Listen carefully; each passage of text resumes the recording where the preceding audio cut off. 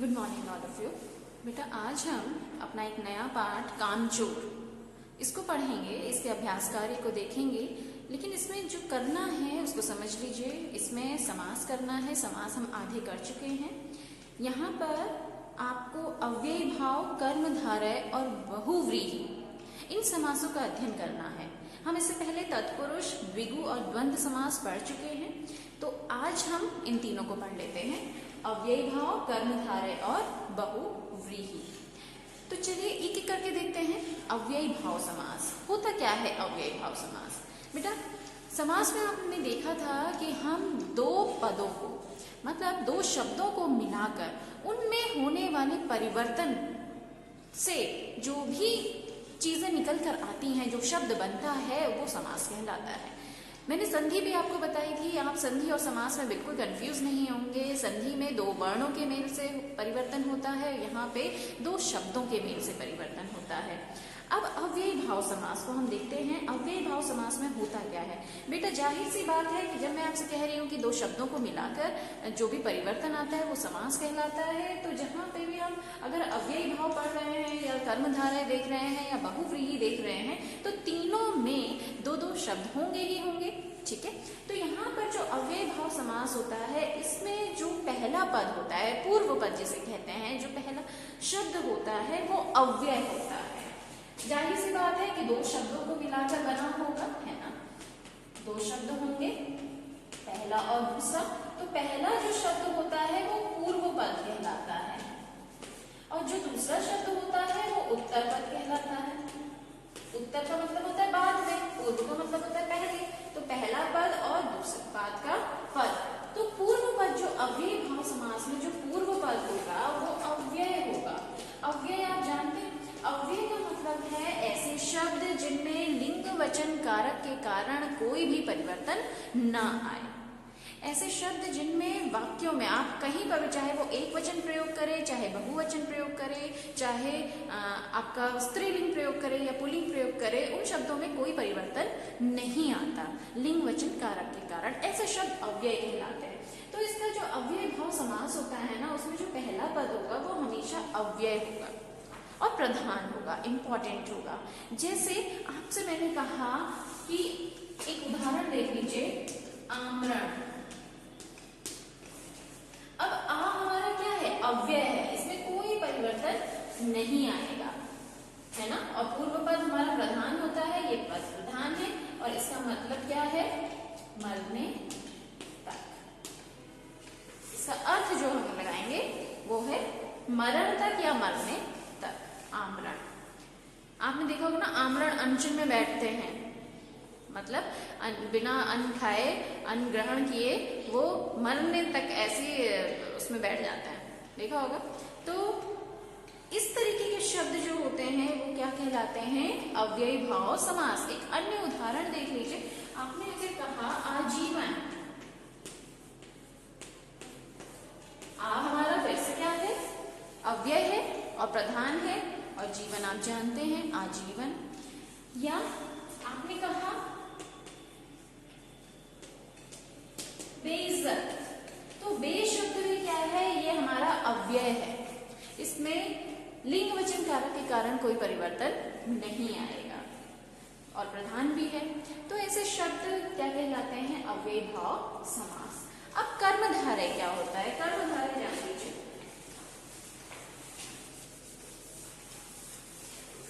कर्मधारय में दो पद होंगे, जाहिर सी बात है, पूर्व पद और उत्तर पद।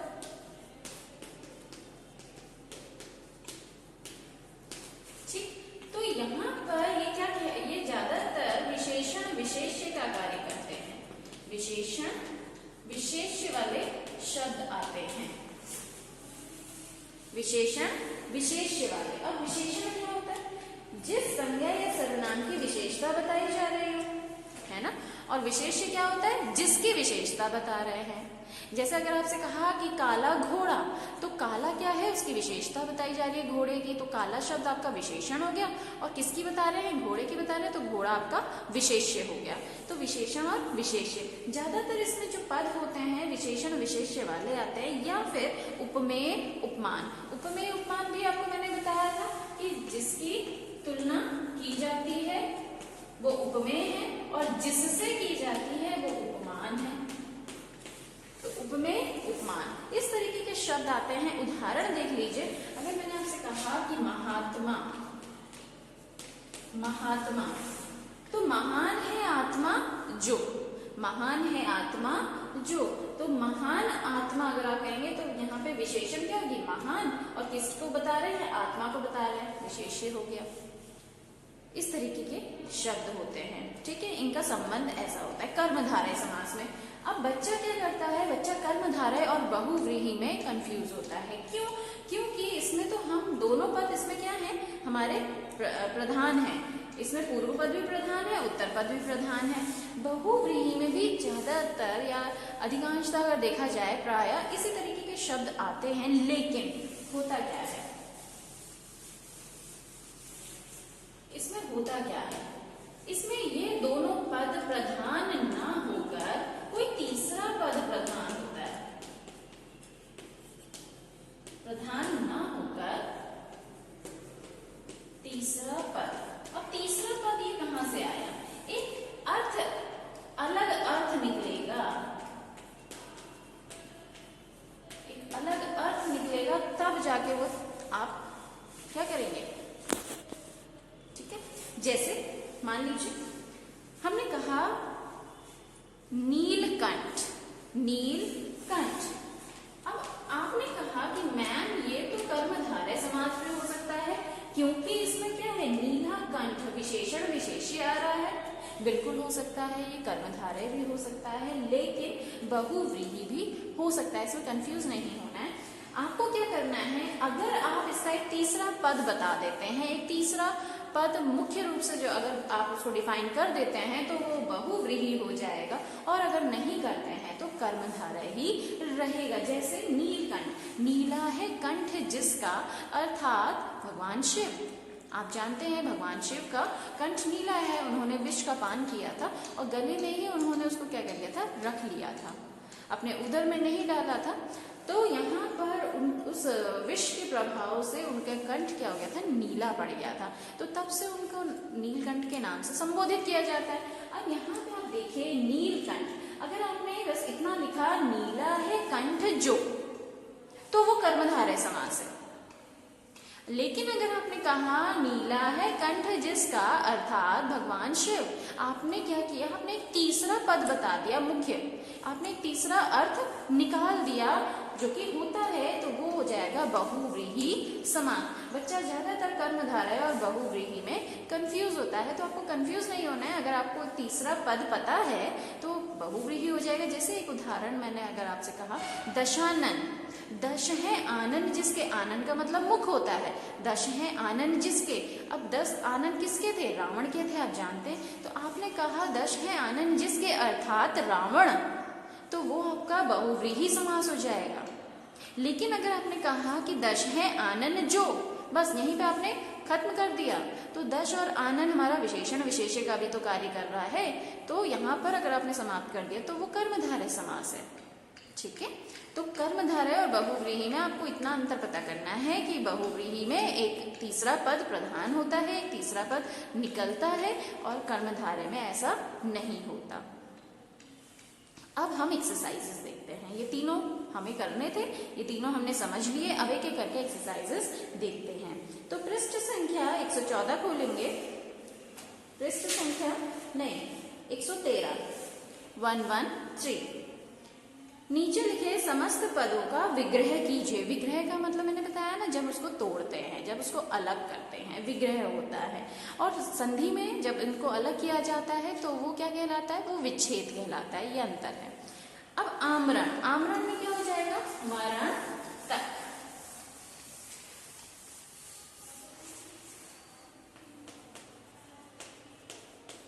मरण तक। गली गली, प्रत्येक गली।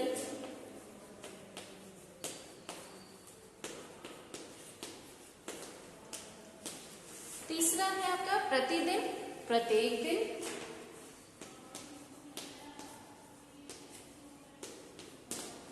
चौथा है आपका भर पेट, तो पेट भर कर।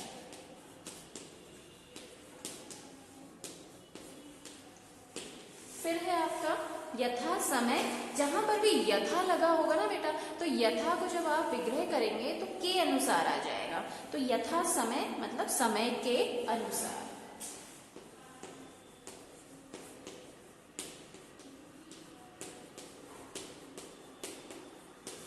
समय के अनुसार। रातों रात, रात ही रात में।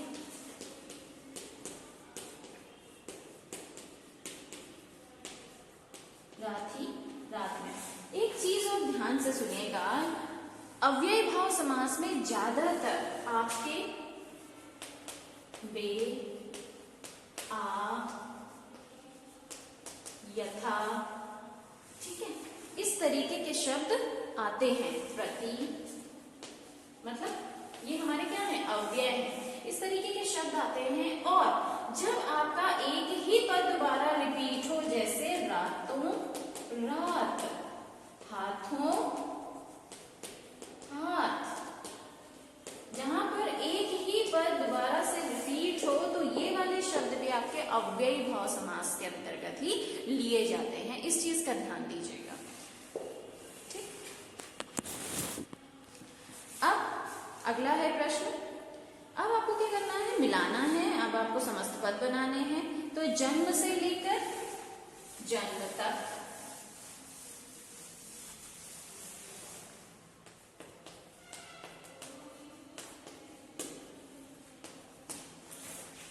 प्रत्येक घर घर घर,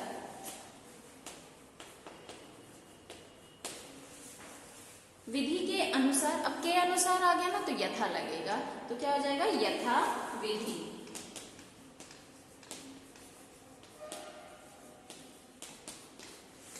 चौथा है हमारा प्रति एक। तो प्रति एक प्रत्येक।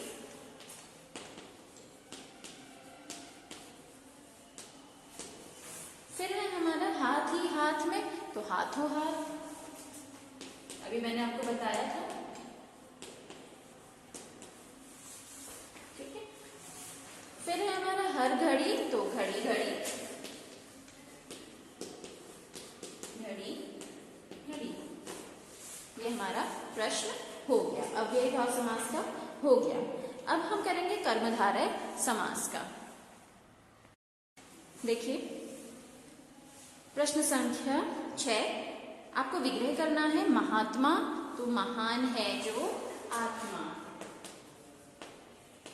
महान है, महान है आत्मा जो, महान है आत्मा जो। नीलकंठ, नीला है कंठ जो।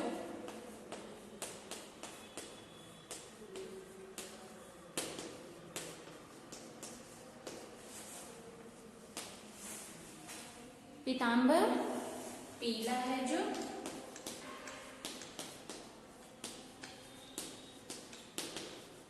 अंबर, अंबर मतलब वस्त्र होता है, पीला है अंबर जो। कमल नयन, कमल है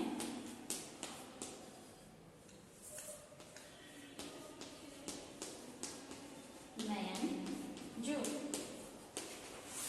फिर है घनश्याम, घन का मतलब होता है बादल और श्याम का मतलब होता है, आपने देखा होगा ना, काला रंग। तो घन के समान श्याम, बादलों के समान।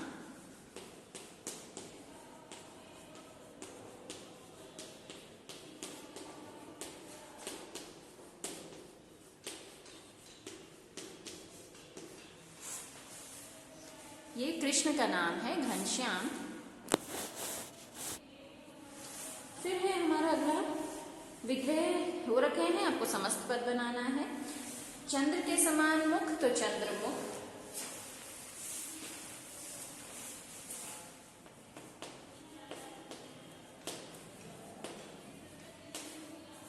चंद्रमुख।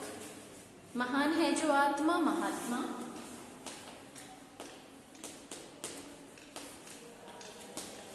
फिर है प्राणों के समान प्रिय, तो प्राण प्रिय, प्राण पहले आ जाएगा फिर प्रिय आएगा, प्राण प्रिय।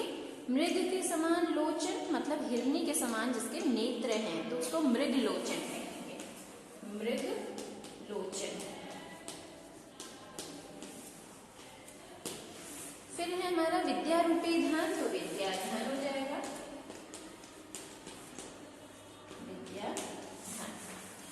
अगला है हमारा प्रश्न संख्या 9। अब ये बहुव्रीहि समास है।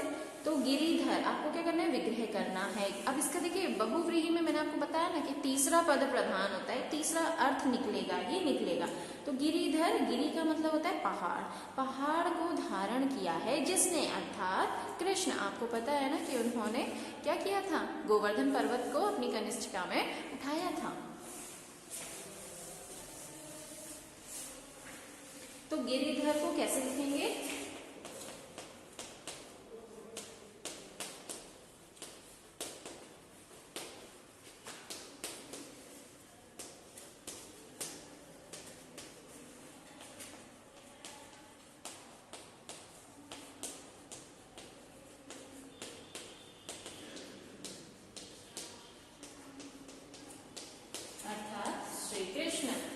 दूसरा है हमारा चक्रपाणी, पाणी का मतलब हाथ होता है। तो चक्र धारण किया है जिसने,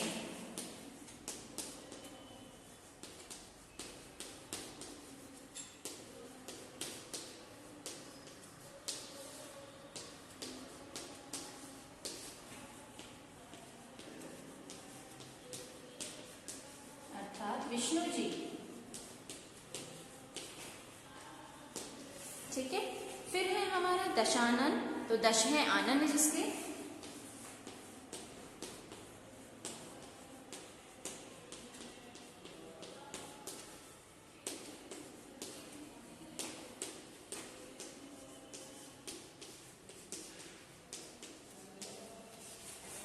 रावण। फिर है पीतांबर, पीले हैं अंबर जिसके, अर्थात श्री कृष्ण।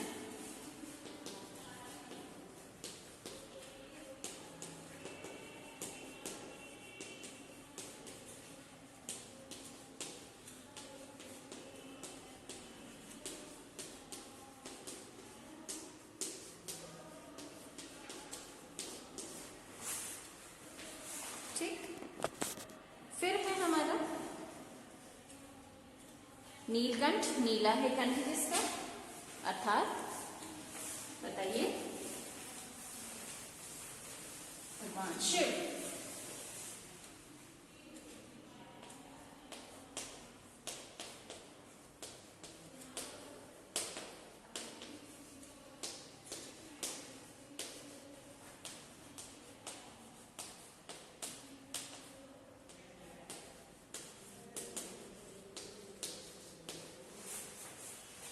फिर है गजानन। तो गज के समान, गज मतलब हाथी होता है, तो हाथी के समान आनन है जिसका मतलब मुख है जिसका, और किसका है, श्री गणेश जी का है।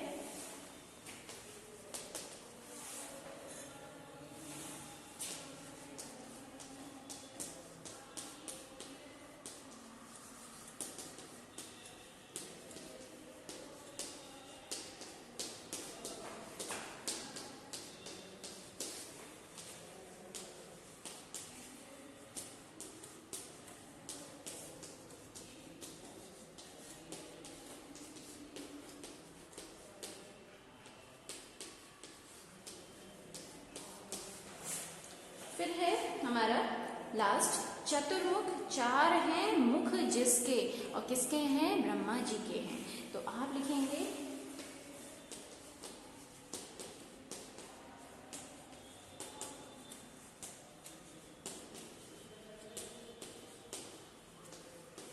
आपने देखा ना कि इनमें हमने क्या किया, एक तीसरा पद प्रधान बताया। तो आपको यही करना है, आपको एक तीसरा पद बताना है। फिर प्रश्न संख्या 10 है। अब क्या करना है, आपको समस्त पद बनाने हैं, एक पूरा करना है। निशा में विचरण करने वाला, तो निशाचर,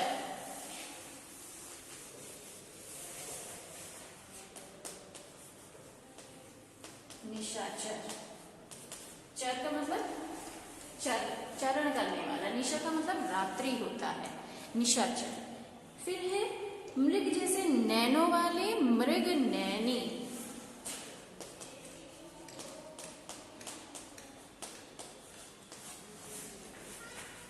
लंबा है उदर जिसका, लंबोदर।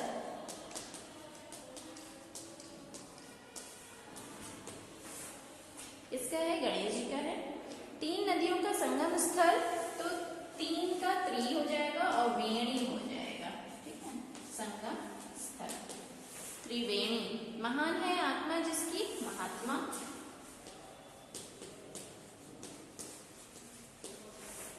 फिर है मक्खी को भी चूसता है जो, मक्खी चूस।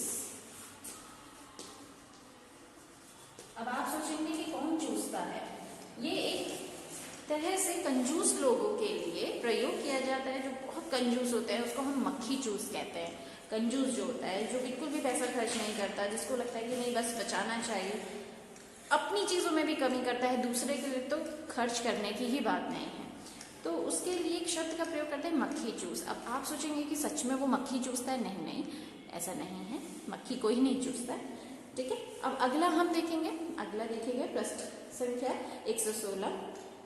आपको सरल, संयुक्त और मिश्र वाक्य बताना है। अब सरल, संयुक्त और मिश्र ये देखिए आप कर चुके हैं।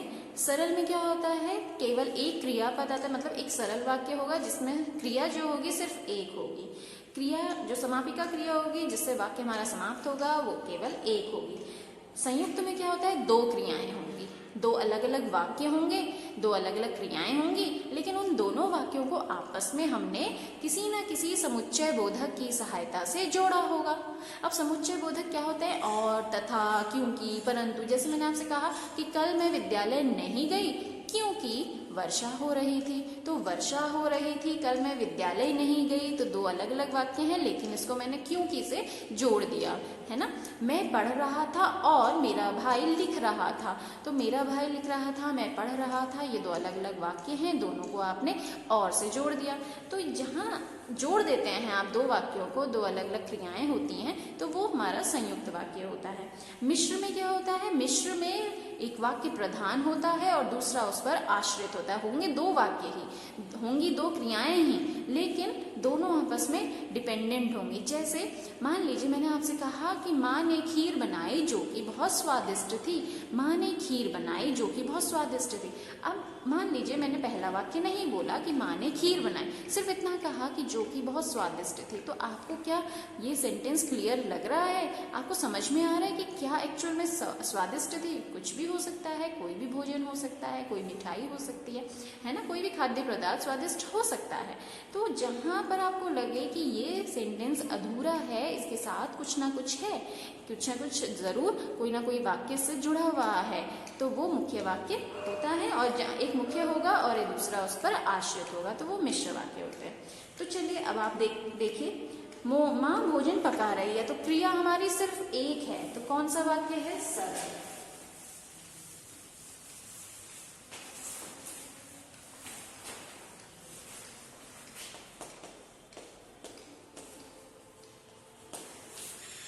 रीना ने कहा कि वह कल विद्यालय नहीं जाएगी, कि वह कल विद्यालय नहीं जाएगी, इसका मतलब ये किसी ना किसी पर डिपेंड है, मतलब रीना ने कहा है ना, इस पर डिपेंड है, तो ये हमारा मिश्र हो गया। मिश्र कहिए या मिश्रित कहिए, बात एक ही है, ठीक है। बच्चे बहुत थके हुए थे इसलिए वे जल्दी सो गए। अब 2 अलग अलग वाक्य हैं, इसलिए से जोड़ दिया गया है, तो संयुक्त हो जाएगा।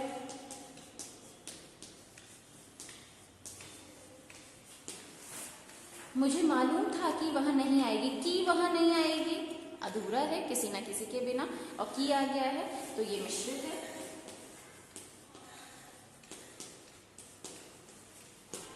फिर है हमारा हम छुट्टियों में नैनीताल जाएंगे, एक ही वाक्य है, एक ही समापिका क्रिया है, तो सरल हो जाएगा।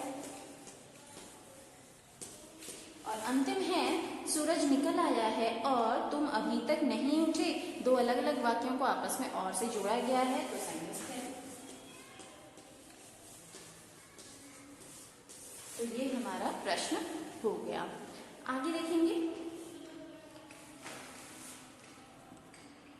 जो हमारा नेक्स्ट है अगला प्रश्न, नीचे दिए गए युग्म शब्दों से वाक्य बनाकर लिखिए। अब आपको वाक्य बनाने हैं, ये तो आप स्वयं कर सकते हैं, जैसे खेल कूद, तो आप कोई भी वाक्य बना सकते हैं कि हर व्यक्ति को खेल कूद में भाग लेना चाहिए, या इसके अलावा अगर आपको लगता है कि कोई अन्य वाक्य बनना चाहिए तो वो आप प्रयुक्त कर सकते हैं। भारी भरकम, तो वह बक्सा बहुत भारी भरकम था, या इसके अलावा कोई आपको ऐसा लगता है तो ये आप स्वयं कीजिएगा। अब अगला प्रश्न है, निम्नलिखित वाक्यों में क्रियापद रेखांकित करके भेद का नाम लिखिए। अब क्रिया, पहले क्रिया क्या होती है ये जान लीजिए। क्रिया क्या होता है? किसी भी कार्य का होना या फिर करना, किसी भी कार्य का होना या फिर करना। अब सोना, खाना, पीना, रोना, तो ये सारी चीजें क्या हैं? क्रिया हैं। ठीक। अब इसके भेद भी होते हैं, इनको अलग अलग तरीकों से बांटा जाता है। तो कर्म के आधार पर अगर हम बांटेंगे तो कर्म के आधार पर दो भेद होते हैं। ठीक है, कर्म के आधार पर दो भेद होते हैं। कौन कौन से? सकर्मक और अकर्मक। अब सकर्मक क्रिया कौन सी होती है और अकर्मक क्रिया कौन सी होती है ये जान लीजिए। सकर्मक में कर्म मिलता है, स का मतलब होता है सहित। तो कोई ऐसा वाक्य, कोई भी ऐसा वाक्य जिसमें क्रिया कर्म के साथ होगी। क्रिया तो हमें पता है कि वो क्रिया आई है, लेकिन वो किस चीज पे हो रही है वो हमें पता होगा। अ का मतलब होता है अभाव, जिसमें कर्म का अभाव होगा, कर्म नहीं मिलेगा। जैसे मान लीजिए उदाहरण,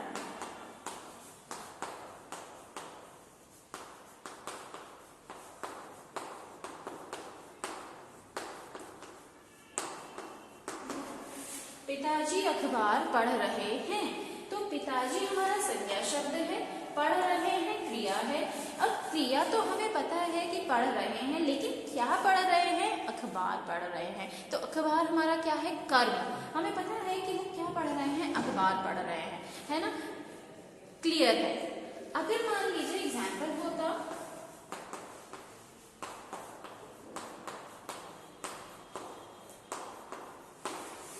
बच्चा रोता है। तो बच्चा रोता है, बच्चा हमारा संज्ञा हो गया, रोता है क्रिया हो गया, लेकिन किस चीज पर रो रहा है, क्यों रो रहा है हमें नहीं पता। वो खिलौने के लिए भी रो सकता है, वो किसी चीज को पाने की अगर लालसा लिए है, वो उसकी जिद कर रहा है उसके लिए भी रो सकता है, या उसको किसी ने डांटा है उसके लिए भी रो सकता है। तो हमें कारण का नहीं पता। तो जहां पर हमें क्रिया का कर्म नहीं मिलेगा वो अकर्मक होगा, और जहां पर हमें कर्म मिलेगा वो सकर्मक होगा। इस चीज का ध्यान दीजिएगा। तो ये बच्चा और रोता है, रोता हमारा क्रिया है ना, तो क्रिया के पहले हमें कोई भी कर्म नहीं मिला, और कर्म नहीं मिला तो ये क्या हो गया? अकर्मक वाक्य। और पिताजी अखबार पढ़ रहे हैं, तो पढ़ रहे हैं क्रिया है, और क्रिया किस पर हो रही है? अखबार पढ़ रहे हैं, कर्म मिला है, तो ये हमारा है सकर्मक वाक्य। क्लियर है? अब हम देखते हैं और हाँ, एक चीज इसमें आप तरीका कैसे अपना सकते हैं कि सकर्मक और अकर्मक पहचानने का।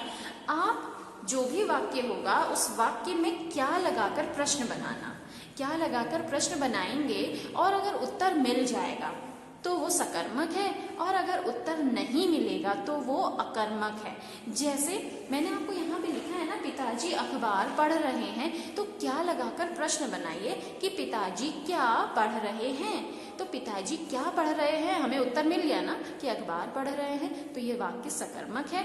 और बच्चा रोता है, तो बच्चा क्या रोता है, इस तरीके का तो कोई प्रश्न नहीं बन पाएगा। बच्चा क्या रोता है, अब हाँ या ना में जवाब नहीं चाहिए, हमें उसका पूरा वाक्य में उत्तर होना चाहिए, तो तभी वो आपका क्या होगा। अगर पूरा तरीके से आपको उत्तर मिलेगा तो वो सकर्मक होगा, अदरवाइज नहीं, तो ये आपका अकर्मक होगा। अब मधु ने सेब खाया, हम प्रश्न बनाकर वाक्य बनाते हैं। मधु ने क्या खाया, हमें उत्तर मिल रहा है ना, सेब खाया, तो ये कौन सा वाक्य होगा? सकर्मक।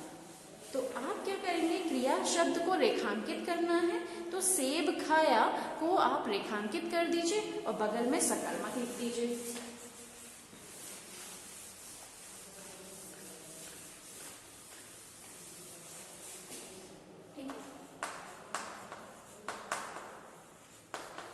सेब खाया को आप रेखांकित कीजिए और बगल में सकर्मक लिखिए। क्यों? क्योंकि हमें इसका उत्तर मिल रहा है क्या लगाकर। मैंने घड़ी खरीदी, प्रश्न बनाइए, मैंने क्या खरीदी, हमें उत्तर मिल रहा है, तो सकर्मक है।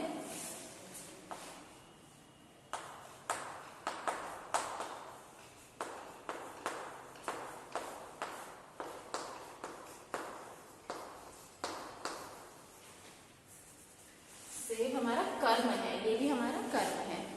पेड़ पर चिड़िया बैठी है, पेड़ पर क्या बैठी है? पेड़ पर चिड़िया बैठी है, उत्तर मिल गया है ना। तो पेड़ पर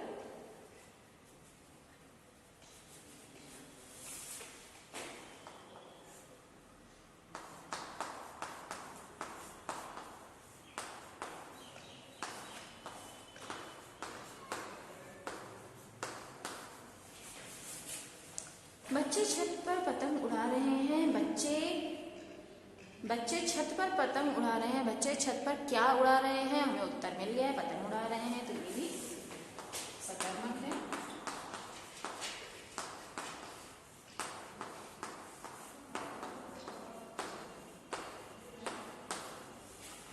अगला है सोहन पढ़ रहा है, सोहन पढ़ रहा है। अब सोहन क्या पढ़ रहा है? तो हमें कोई उत्तर नहीं मिल रहा ना, हमें कुछ पता ही नहीं है कि वो अखबार पढ़ रहा है, कोई किताब पढ़ रहा है, कोई मैगजीन पढ़ रहा है, कोई कॉमिक्स पढ़ रहा है, हमें नहीं पता। तो यहाँ पर क्या लगाकर हमें उत्तर नहीं मिला, तो ये वाक्य आपका अकर्मक है।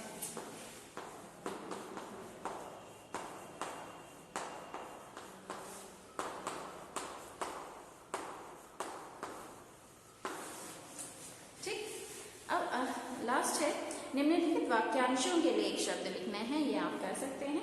अपने आदर के प्रति सचेत, अपने आदर के प्रति जो सचेत होता है वो स्वाभिमानी कहलाता है। इसको याद कर लीजिएगा।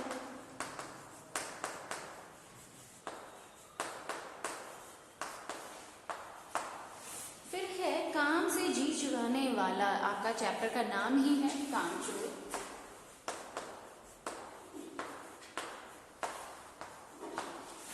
अगला है कम खाने वाला, तो कम को अल्प कहते हैं और आहार होता है भोजन, तो अल्पाहारी।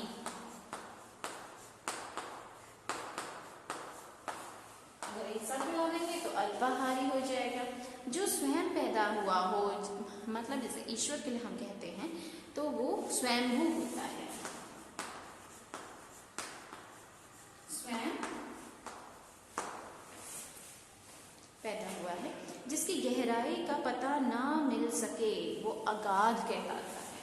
बेटा ये सारे शब्द आप लोग याद कर लेंगे, ये इंपॉर्टेंट है, ठीक है, इसको आप लर्न करेंगे। अब जो अगला है अंतिम प्रश्न है, वो आपको इसमें दिखाया है कि कामचोर कहानी में पानी की बहुत बर्बादी दिखाई गई है। आप पानी बचाओ जल संरक्षण पर 2 स्लोगन आपको लिखने हैं और एक विज्ञापन बनाना है। अगले पृष्ठ में आपको विज्ञापन बनाना है और इसमें 2 स्लोगन लिखने हैं। तो स्लोगन आप जानते हैं ना, जैसे 2 पंक्तियों में आपके मतलब पूरा आप जो कहना चाहते हैं वो स्पष्ट हो जाए। जैसे जल है जहाँ जीवन है वहाँ, जल है जहाँ जीवन है वहाँ, जहाँ जल होगा वहीं तो जीवन होगा। तो एक स्लोगन जैसे मैंने आपको बता दिया। अगर दूसरा हम देखें, दूसरा अगर मैं बताना चाहूँ तो आप ये लिख सकते हैं कि पानी की होगी बर्बादी तो नहीं होगी कोई आबादी। पानी की जहाँ हो बर्बादी नहीं होगी वहाँ कोई आबादी। तो किसी भी तरह से आपको क्या करना है, तुकांत शब्दों से एंडिंग करनी है। तुकांत शब्द आने चाहिए, 2 पंक्तियां होंगी। इस तरीके से छोटे छोटे स्लोगन्स आपको लिखने हैं। आप इसके अलावा बहुत अच्छा लिख सकते हैं। उसके बाद अगले पृष्ठ में आपको क्या करना है, चित्र बनाना है, विज्ञापन बनाना है। ये आपके ऊपर है, आप कैसा आप अच्छा सा बनाते हैं। इसके बाद आप मुझे सेंड करेंगे। तो बेटा ये चैप्टर हमारा कंप्लीट हो गया। आशा है आपको समझ में आया होगा। कहीं पर भी अगर आपको दिक्कत होती है, कोई प्रश्न ऐसा है कि जहाँ पे आपको समझ में नहीं आया है, तो आप बेहिचक होकर मुझसे पूछेंगे। थैंक यू सो मच बेटा।